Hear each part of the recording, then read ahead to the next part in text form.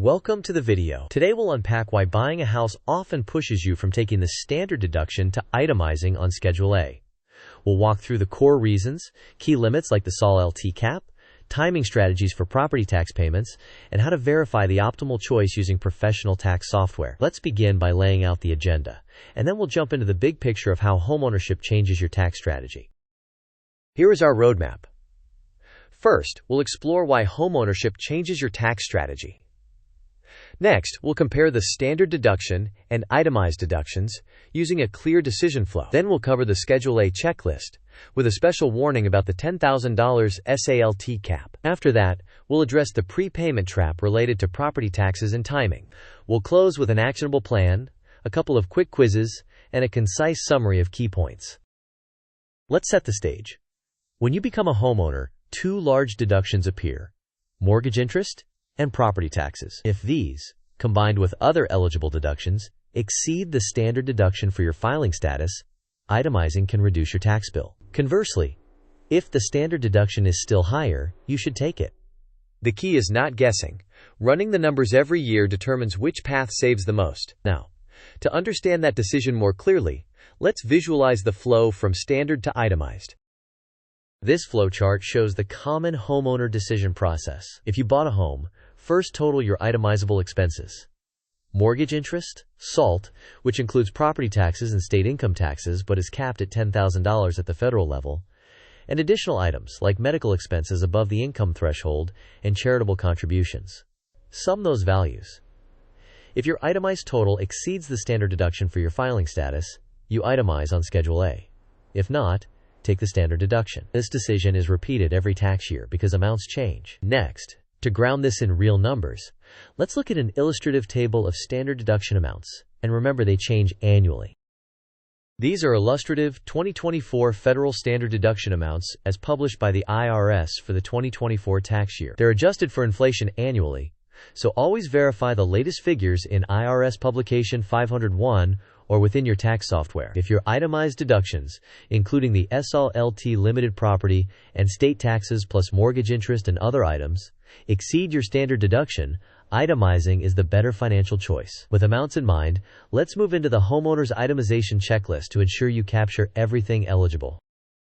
Here's your Schedule A checklist. First, mortgage interest from your primary residence, typically reported to you on Form 1098. Second, state and local taxes, or SALT, which combines your property taxes and your state income taxes, but is subject to a strict federal cap of $10,000. Third, other deductions, such as medical expenses above the applicable adjusted gross income threshold, and charitable contributions, both of which must be well documented. The pie chart is a hypothetical mix showing that mortgage interest often dominates for new homeowners, followed by SALT up to the cap, and then other items. Now that we know what goes in, let's compare the pros and cons of standard versus itemized deductions. On the left, the standard deduction is simple and fast, generally requires no receipt tracking, and is optimal when your itemizable expenses are lower than the standard amount. On the right, itemizing can reduce your tax burden further when the itemized total is higher, and it captures the true cost of homeownership. However, it demands diligent documentation and more detailed record keeping. With that framework in mind, the timing of property tax payments can complicate matters, so let's address the prepayment trap and how it affects year-to-year deductions. Some taxpayers prepay the next year's property tax bill in late December to increase the current year's itemized deductions. This tactic can improve the current year outcome but will reduce the following year's deductions, and it can trap you in a repeating prepayment cycle. The decision should be made with a forward-looking view of your income and tax bracket for next year. If you expect to be in a higher bracket next year, prepaying might be less advantageous today. If your tax situation will be lower next year, accelerating might help. Now, let's test your understanding with a quick quiz. Quiz time.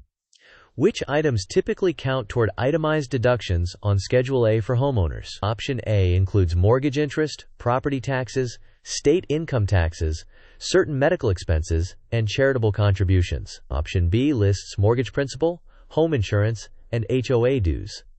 Option C is mortgage principal only. Option D includes utilities and home maintenance. You may pause the video now to think about the answer. We will discuss the answer in the next section of the video. The correct answer is A. Mortgage interest and SOL LT count. Subject to the $10,000 federal cap on SOL LT. Certain medical expenses above the threshold and charitable contributions can also be included. Mortgage principal, insurance, HOA dues, utilities, and maintenance are not itemized deductions under federal law. Here's a practical checklist. First, gather your Form 1098 for mortgage interest. Second, compile property tax bills and the details needed to calculate your state income taxes. Third, apply the federal SOL LT cap of $10,000 to the combined property and state income taxes. Fourth, assemble evidence for medical and charitable deductions where eligible. Fifth, input all figures into professional tax software. These tools automatically compare the standard deduction to your itemized total, ensuring the optimal choice. Sixth, run scenarios to see the effect of prepaying property taxes. Finally, save all documentation for audit preparedness and next year's planning. Now let's try another quick quiz focused on the SALT limit. Second quiz. What is the current federal SALT cap and what does it apply to? Option A says $5,000 for property taxes only. Option B says $10,000 for combined state and local taxes, including property and state income taxes. Option C says $10,000 but only for state income taxes. Option D says there is no cap. You may pause the video now to think about the answer. We will discuss the answer in the next section of the video. The correct answer is B. The SALT deduction is capped at $10,000 in total, combining property taxes and state income taxes, regardless of how much you pay. This cap can be especially impactful for homeowners in high-tax states. This mind map organizes the homeowner tax landscape. Starting from the root, we compare standard deduction versus itemizing. Under itemized buckets, we highlight mortgage interest, the SOL LT cap at $10,000, charitable contributions, and medical expenses above the threshold. The timing branch focuses on whether to prepay property taxes and how your tax bracket and income may shift next year. The tools branch emphasizes using software to compare scenarios, seeking professional advice when needed, and maintaining strong record keeping. This structured view helps you see how each piece influences the final decision. These are the core takeaways.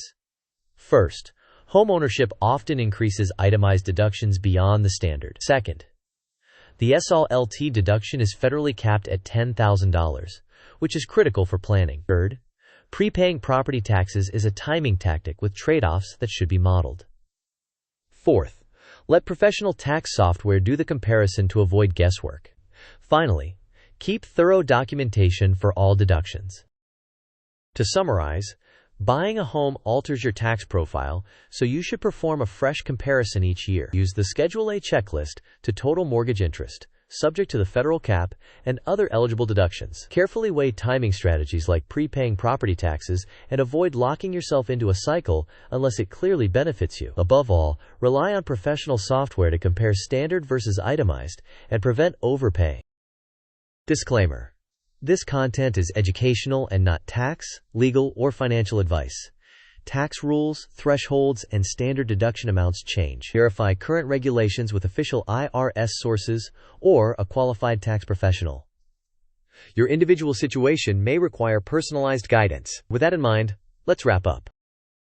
Thanks for watching.